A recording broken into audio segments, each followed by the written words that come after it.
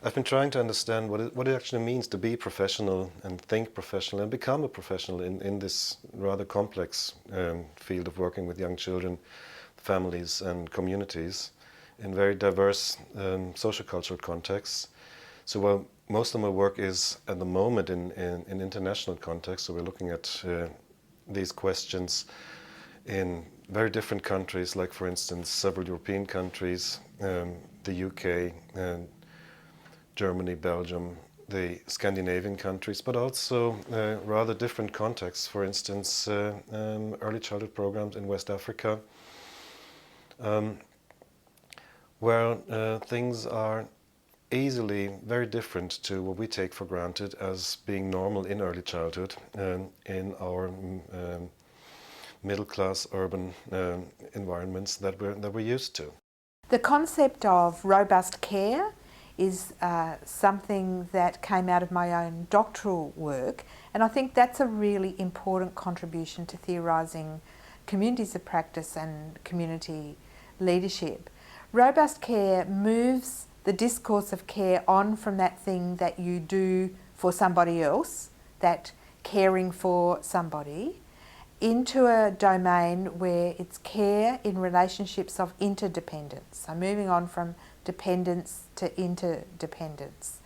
Joan Tronto is the theorist, she works in Canada, that invented this very rich concept. And she has provided a definition of care as everything we do to take care of ourselves and to take care of our world. And she's broken her concept into caring about, taking care of, caring for, and taking care of self. And I think they're really useful ways of expanding our own understandings of care in a field that's often called care, but doesn't always address the multidimensionality of care. So that's a useful theory that I think we can take up a little more in our discourses around care and education, that very unfortunate dichotomy in the work that we do. The theorist I'm focusing on today is Michel Foucault. I used his work for my thesis, which looked at how early childhood teachers perceive regulation to impact on their provision of quality education and care. And I found his work really, really useful. I know some people are hesitant about Foucault and sort of think, oh no, he's a bit out there. But I found that rather than him opening up things and leaving you with nothing, he actually gave me some powerful tools to critique the regulatory environment, which I'd like to share with you in this segment. And I'm going to do that by running through 3 key quotes from Foucault's work and just outlining a bit as to what they mean for me and how they might impact or help you think about the regulatory environment differently. And I'm focusing on the regulatory environment because that's been the focus of my work, and I think it's a really significant time with the National Quality Framework coming in for you as educators to think about how to think about and how to engage with that sort of regulatory framework. The first point from Foucault's work that I'd like to talk about, and which I think is why his work is helpful, is that he he certainly challenged me to think outside the square. So I'm just going to read a quote out for you. He says, "A critique does not consist in saying that things aren't good the way they are. It consists in seeing on what type of assumptions, of familiar notions, of established, unexamined ways of thinking the accepted practices are based. To do criticism is to make harder those acts which are now too easy." So for me, that line of thinking is helpful because it's about saying, okay, we have a regulatory environment, we have national quality standards coming in, how are we going to engage with that? You will hear lots of positive messages from the Labor government, from people in bureaucracies about how positive the regulatory environment and the national quality standards are. And there's no doubt that the regulatory environment offer positives for children and for educators. But where I'm coming from is to think and to use Foucault's work to help us think about how we might critique them, what assumptions underpin them. And I think it makes more complex how educators can use the regulatory environment as a means of improving quality practice. When I first started doing my doctoral work, a lot of feedback I was getting from educators was how disempowering the regulatory environment was. It was so constraining in terms of paperwork. It limited teachers' autonomy. It limited teachers' practical wisdom and exercising of judgment. Teachers had done 4 years of study, ongoing professional development, and yet they felt that they were hampered in the extent to which they could exercise that knowledge and their expertise. So what I think Foucault does is give us some tools about how we can critique the regulatory environment in a positive way, not in a way where we just go, the regulatory environment is bad, that's it and let's just have a whinge. He actually gives us some tools to think about how we might engage with it constructively. Foucault also says, my point is not that everything is bad, but that everything is dangerous. And I love that quote because I think sometimes when you question, you can be labelled as you're just a downer, or you're so negative, or you're a whinger. Okay, and that's not what this is about. And it's, again, I want to emphasise the point that it's not to critique regulation is not to say that regulation is bad. But just as with anything, regulation can be dangerous. And it relates to, the saying, your greatest strength is your greatest weakness. Everything has a dangerous side to it. When I started working in this field in early childhood, I was a practitioner, and there was many years ago in a community development project in Germany. I had no idea about early childhood education. I had no formal qualification whatsoever. I got involved in this project because I needed money to finance my studies at university. And I was asked by a group of male-only social workers if I would be interested in setting up an early childhood program with refugee families and Roma communities in a community development project. So when I started, for me it was completely normal to see that I was working in an environment where we were all men. It was completely normal for me to see that we were working in an environment where we had to draw on the family's resources because we didn't know very much about their children, and we simply assumed that the families knew more about their children than we did. And we also had a mission. We were all kind of left-wingy social workers. So it was obvious for us that the work that we were setting up in this early childhood program had very much to do with emancipatory practice. We were reading Freire at the time. We were also interested in ideas of the French educator Célestin Freinet. And we were reading authors from the Russian tradition that are that you rarely find in the Western debate. So we were interested in works of Makarenko, for instance, and his wonderful practices and ideas and models he actually set up in terms of group pedagogy. So this whole idea of working with groups, working in the community and working closely with families who are the first contact and the experts about on their children. That was my first formative experience in early childhood. And it was only later that I discovered that I had got myself into an extremely gendered field, into a field that quite often sees itself as being detached from any political questions or political realities, as a field that sees itself concerned with children and their development in a rather universal way, as described and predicted by developmental theories, and I found myself at odds with this new field I discovered. And this feeling of unease is actually what kept me going throughout my professional career.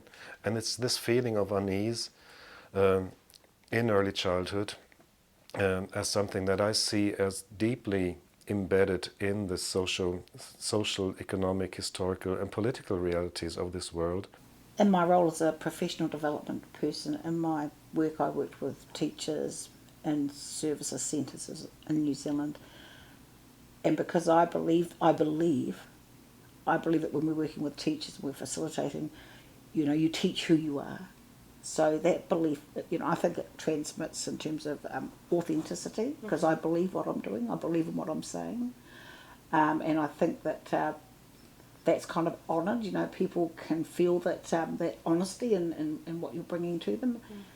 So I think that facilitates openness and responsiveness back to oneself, and you build on that process. It's about sharing that and being that. What do you think, Jenny? Well, I think because my kind of, my whole purpose in my work has been to create a better world. I'm out there to make a difference in people's lives and to, give people that I teach and work with some understandings that enable them to join that struggle. It's about, it's a transformative struggle, and it's about, undoing some of the harm that is still being, often inadvertently, unconsciously inflicted on children on a daily basis, children and families and people, and creating, trauma that is very hard for people to shift out of. So I think we have to actually use my view about theory is that we have to be really eclectic, and we have to have a repertoire of theoretical tools that can give us different lenses to even analyse one situation. We can look at a particular situation and we can apply a particular tool. For example, a child who has an obsession with a particular play, maybe, and we can say, well, that child is obsessive compulsive. That child, that's using a particular lens. Or we can turn it around and we can say, wow, that child is just so passionate. She has such an interest in what she's doing. She is really involved and engaged. Look at the learning that's happening when that child is exploring and extending her play in this one particular area. So we can try to theorise from a range of different lenses, and that will actually shift the way we see that child engaging in her space and claiming her space and constructing herself in ways which are much more enriching than if we decide, okay, I've labelled that child, I've got her nailed now. I understand theoretically this is what tells me what I need to do now. I need to control this child because I've understood that she's out of control. There's different ways that our theories can be applied in ways which can be very dangerous for children and very narrowing, or they can be very opening to the possibilities that child can reach. And in the process of decolonising, in some of the professional development work alongside teachers, it's been really important to articulate a Māori world with clarity and to invite people into your world. And so when teachers get a deeper sense, a deeper connectedness to who you are and what sits around you behind that Māori child, they start to connect in a different way. And in one centre, they actually developed the harakeke, the flax, as a metaphor for their centre. And a child 4 years old, whose nanny was a harakeke expert, started to talk to them about, oh, my nana does that. She takes the harakeke, she gets a muscle shot and she scrapes it. And they learned all this information about harakeke that they had no knowledge of. She was the teacher, they were the students. And they acknowledged that they didn't know this. But and I was thinking, how in Aotearoa would you not know something like this? But they actually were learning from that child. And because they actually introduced that to the child, she felt she had a place to talk from within herself back to that. So that decolonising is critical to helping people shift their lenses. And another way that the theory can actually help us become aware of the theories that we are operating from anyway without being critically conscious of them.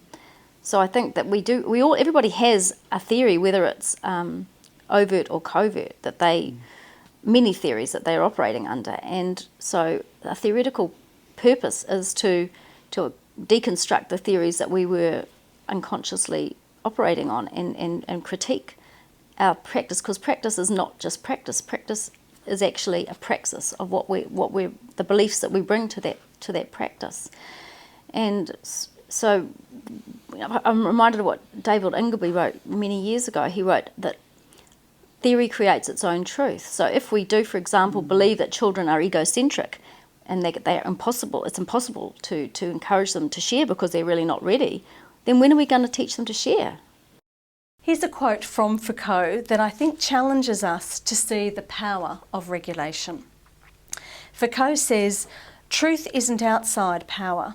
Truth is a thing of this world, and it induces regular effects of power. Each society has its regime of truth, its general politics of truth. That is, the types of discourse which it accepts and makes function as true, the mechanisms and instances which enable one to distinguish true and false statements, the means by which each is sanctioned, the techniques and procedures accorded value in the acquisition of truth, the status of those who are charged with saying what counts as true." Now that might seem quite overwhelming to you. There's a lot of words there, but in essence what I take Foucault to mean by that is that in today's society, truth is a really strong form of power. We have a regulatory environment. Regulations don't smack us, in the face physically. They don't pose a physical danger. But the power that regulations carry is much more subtle and implicit. Okay, so truth about regulation. So, for example, with the national quality standards, if you are operating at a national quality level, therefore you are said to be providing a quality service for children and for families. Currently we have a system of regulation and accreditation. The truth around accreditation is that if your centre is accredited, then your centre is a quality service. Now we know from experience, from people talking in the field, we know that that's not actually the case. So what Foucault is talking about is questioning truth judgments, okay? Another truth in early childhood is that a quality centre is that which enhances children's developmental outcomes. I have absolutely no problem with that. Of course, in a quality centre, we want to optimise children's outcomes. So their physical development, their cognition, their socio-behavioural development. Absolutely, that's a fundamental part of what we do. But we often don't talk about quality in terms of social justice, quality in terms of social inclusion. Why is it that regulatory documents, even in the national quality standards, there's very little discussion of those aspects? So why is it that we have a truth about quality being about developmental outcomes and not about social inclusion? How might your practice and what you do in your centre be different?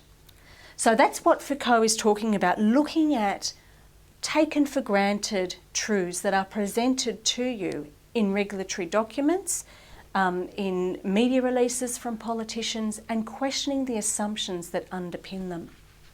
Foucault in that quote also talks about who has the power to say what counts is true and who doesn't.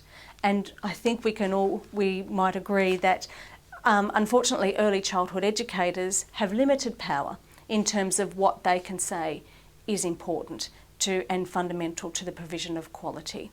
So that's what Foucault is talking about. He challenges us to see the power that lies in truths, and by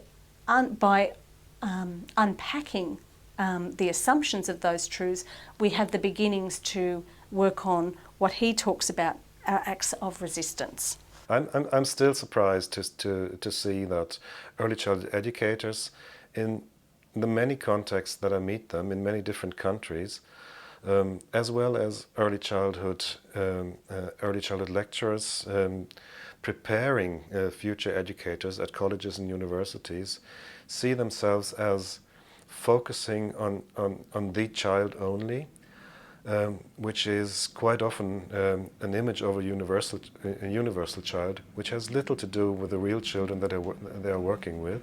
And I find myself even more surprised to see that they conceive themselves as working in a reality that has nothing to do with the social, political, historical realities of the children that they are working with. And let's face it, with the quite often stark inequalities and injustices in this world. So coming from a critical perspective, which when I started working with young children, I wasn't aware that it was a critical perspective because it was the only one available. And coming from a perspective that sees early childhood practice as a deeply political practice, I'm trying to understand how early childhood professionalism can be conceived and can be conceptualized in a way that reflects these realities. And talking to practitioners in many of our projects, I can see that there's a huge challenge because regardless of their institutional setting, level of formal qualification, the places and organizations in which they work, we always come across an interesting dilemma that these practitioners report to us in these projects. On the one hand, most of these people we're talking to are very aware of the uncertain and risky nature of their practice, of their day-to-day practice with young children. They crucially depend on relationships they build with the families and the communities. They crucially depend on interactions with the children and the parents and the communities. They know that whatever they do in their classroom, in their program, in their setting, is only one part of the story, and that the children and the parents and the community contribute as much as they do to this thing we call education. And on the other hand, they face expectations from the outside world in a way that make them feel they have to present themselves as the know-it-alls, as the experts for what they are doing. One of the things I like about Foucault's work is that he doesn't leave us in the lurch. He talks about challenging existing truths, but he doesn't keep us hanging. Foucault talks about power in a very different way to the thinking that those in government have power, we down here in centres have no power, or adults have power, children have no power. Foucault's work disrupts that line of thinking. And I'll just read a quote to illustrate that point. Power must be understood in the first instance as the multiplicity of force relations immanent in the sphere in which they operate and which constitute their own organisation. Where there is power, there is resistance. I love that quote. As you can see, I'm very attached. Why I like that is because I think thinking about regulation, and certainly with my doctoral work, I visited some centres and talked to a lot of educators about how they engaged with the regulatory environment. For some, regulation was very much an imposition of power. Okay, the regulatory body says this, we must do this, therefore that is absolutely what we will do. Okay, so if you have someone from community services come out and say, no, you need to develop a checklist that marks off how many times you've checked the centre that day for hazards, you might go off and do that. What Foucault says is by thinking about power differently, it gives us and gives you as educators freedom to resist and to practice in ways that are more integral and consistent with your own personal philosophy and with your vision for the kind of society and the kind of centre you want to have for young children. So what Foucault talks about in that, I know it was another lengthy quote in terms of multiplicity of force relations. What Foucault is talking about is that power is fluid. Power can be disrupted by multiple relations. So, for example, the relationships you have with your colleagues or with your management group or with parents at your centre can impact how you engage and respond to required regulations. So, for example, in my study, I don't know how many times it was that I heard stories about climbing, that we can't let children climb above a certain height, or we need to get rid of mirrors because they pose a danger to children. What some centres did was they were very proactive in working with parents and even advisors from community services. They worked very hard in articulating and promoting their centre philosophy and their vision for what they wanted their centre to be like. They talked about how they saw children as capable and how they wanted to foster that in their practice.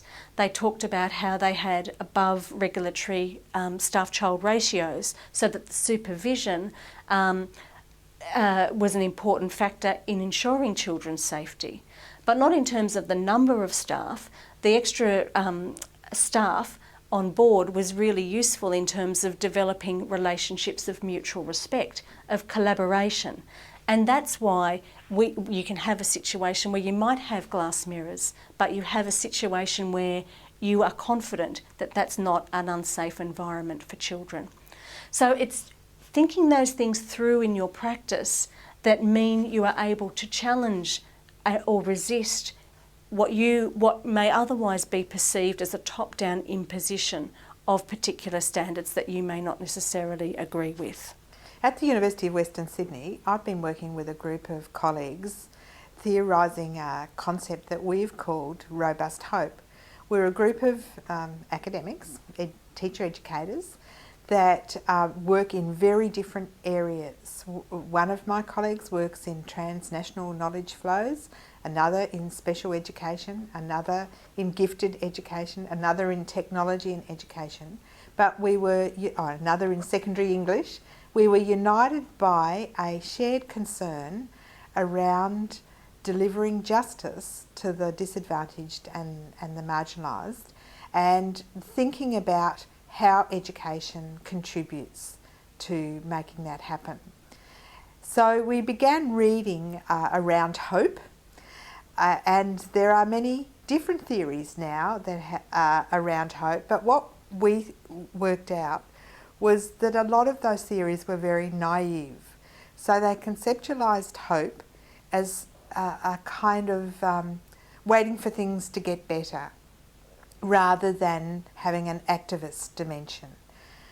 We were interested in exploring how an activist dimension might be inserted in a reconceptualisation of hope, and we came up with the idea of robust hope. So we borrowed from the idea of robust care to bring that idea to the fore, because that was care that's multidimensional. So this is hope that's multidimensional, and it's hope that involves those to whom you're trying to offer hope, whereas a naive hope tends to be offered by those from above, if you like. So it requires an engagement in the community, and it requires a commitment to democratic practice.